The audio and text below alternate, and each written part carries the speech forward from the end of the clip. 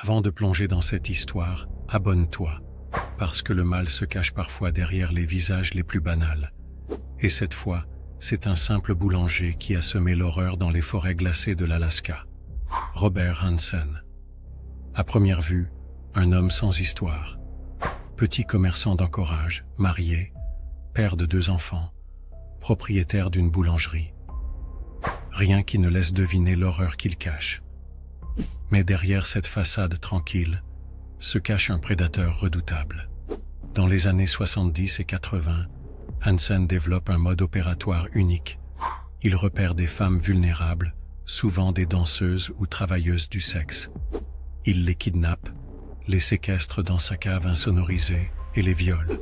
Mais le pire, c'est que certaines, il ne les tue pas tout de suite. Non, il les met dans son avion privé, les emmène dans les forêts reculées de l'Alaska, les libère et les traque avec un fusil de chasse comme des animaux. Un jeu mortel, un plaisir sadique. Il en a tué au moins 17, peut-être plus, enterrés dans la glace, perdus dans l'immensité.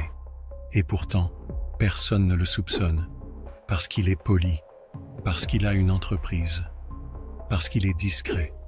C'est en 1983 qu'une survivante, Cindy Paulson, parvient à s'échapper.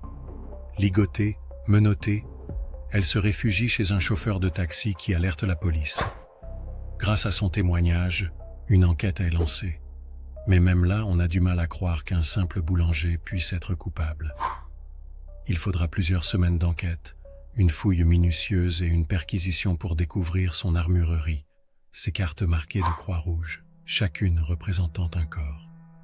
Robert Hansen sera condamné à 461 ans de prison.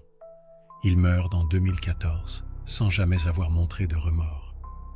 Alors, combien de monstres vivent autour de nous, sans qu'on le sache? Tu penses qu'on peut vraiment repérer un tueur au premier regard? Abonne-toi à Frisson Mystique pour d'autres récits vrais et terrifiants. Like si cette histoire t'a glacé. Et commente, le mal peut-il porter un tablier de boulanger?